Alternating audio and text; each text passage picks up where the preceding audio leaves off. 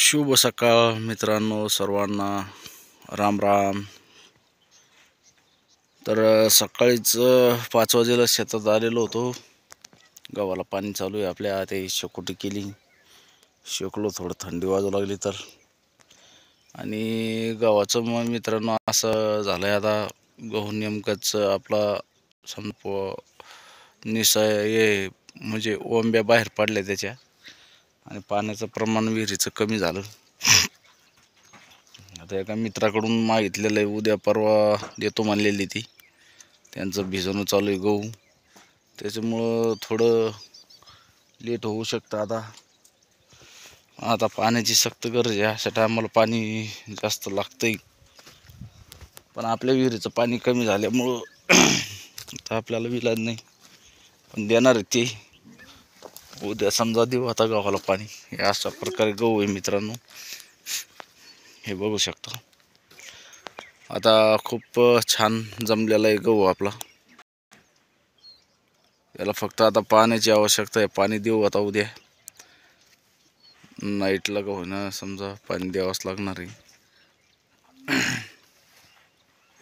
आणि इकडं आपण हे बघा, ज्वारी शिपली होती, एकदम चांगली उगलेली आहे ज्वारी।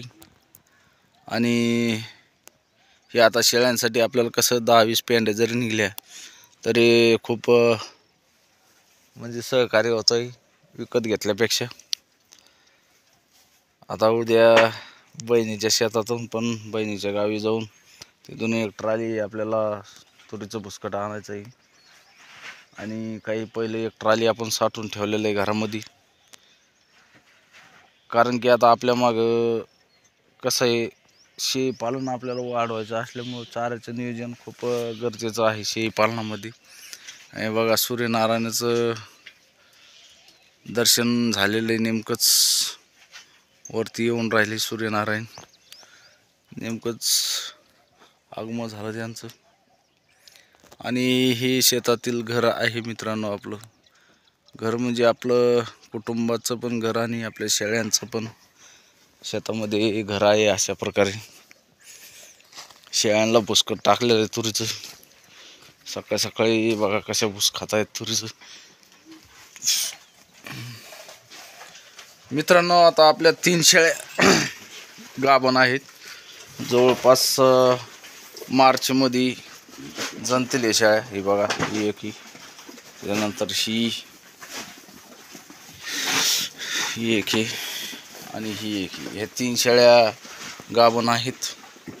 ह्या वर्षी डाव म्हणजे असं झालं मित्रांनो, थोडं चुकी झाल्यामुळं आपल्याला त्याचं खूप काही नुकसान झालेलं आहे। एका चुकीमुळं नुकसान भरपूर झालेलं आहे, कारण की आपल्याकडं बोकडं असताना आपण पैशाच्या अडचणीमुळं विकले। 2 बोकड होते मोठाली, एकानं दात केलेला होता आणि एक आदत होता, दोन्ही पण बोकड चांगली होती, पण पैशाची अडचण असल्यामुळं विकली। आणि आपल्या शेळ्या बोकड नसल्यामुळं नाईलाजानं खाली राहिल्यात, तर आता या दोन्ही पण शेळ्या खाली आहेत।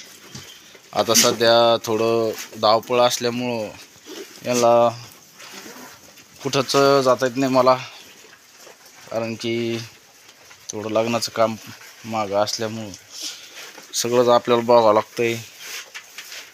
आमच्या मुलीचं लग्न आहे, त्याच्यामुळं धावपळ चालू आहे मित्रांनो। आता सध्या 1 महिना तर कसंच काहीच करता येत नाही, त्याच्यामुळं बघू आता, हो झालं तर नुकसानाचं त्याला विलाज नाही। आता त्याच्यानंतर ही पाट पण बघा तुम्ही केवढी पाट झाली, हिला पण आता क्रॉसिंगला आलेली आहे। 1-2 वेळेस आली ती माझ्यावरती, पण ते आपण नाही केलं, पण आता तिथं हे करावं लागणार, ती एक कामी येणार आहे आपल्याला समोर चालून। आता वाढवायचं आहे आपल्याला, असंच एक एक वाढत आहे, 5च्या 6, 6च्या पुन्हा आता ही एक पाठी, हे 2 पाठी परत ठेवायचे, ही एक पाठ ठेवायची, त्यानंतर ही पाठची, ही पण पाठ चांगली, हा बोकडी,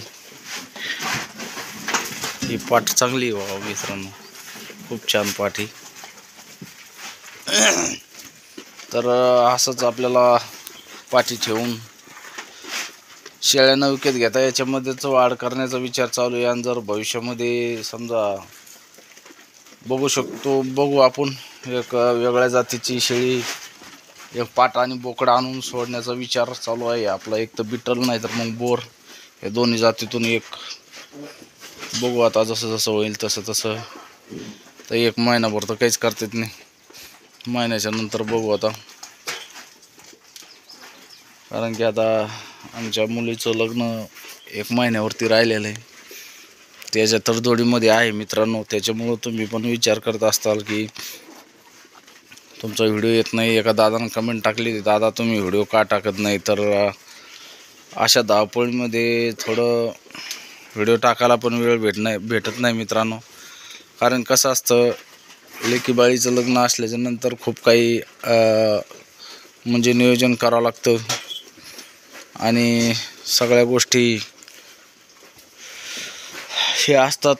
जोपर्यंत आता लग्न हे होत नाही तोपर्यंत असंच धावपळ राहणार आहे. त्याच्यानंतर मग आपलं रुटीन चालूच राहणार आहे मित्रांनो. व्हिडिओ तुम्हाला चांगले बघायला भेटणार आहेत. शेळी पालनाविषयी चांगली माहिती पण भेटेल. आणि जर योग आले तर अजून 4-5 शेळ्या पण आपण समोरचं समजा तुम्हाला खरेदी केल्यानंतर दाखवणारच आहे मी. तर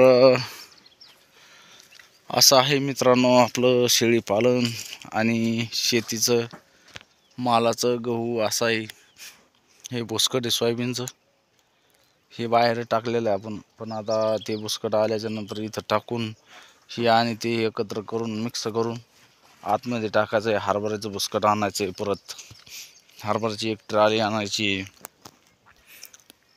असं करून आपल्याला चांगल्यापैकी नियोजन करणं आहे मित्रांनो. कारण की आपल्याला शेती कमी असल्यामुळं आपलं सगळं कुटुंबाचं नियोजन म्हणजे 1 एकर शेती आणि शेळ्या, 4-5 शेळ्या याच्यावरतीच, आणि थोडंफार इकडं तिकडं काम करून असंच आपला उदरनिर्वाह कुटुंबाचा चालू आहे मित्रांनो. त्याच्यामुळं तुमचं सहकार्य वेळोवेळी राहू द्या, सहकार्य कमी करू नका मित्रांनो. जास्तीत जास्त सपोर्ट करत जा, व्हिडिओ पूर्ण बघत जा आणि सहकार्य तुमचं चांगल्यापैकी राहू द्या.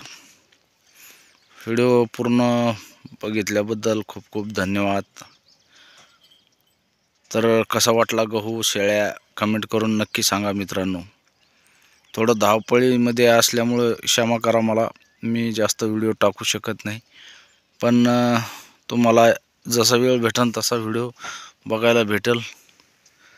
तर अशाच भेटूया नवीन व्हिडिओमध्ये. जय जवान, जय किसान, जय हिंद, जय भारत मित्रांनो.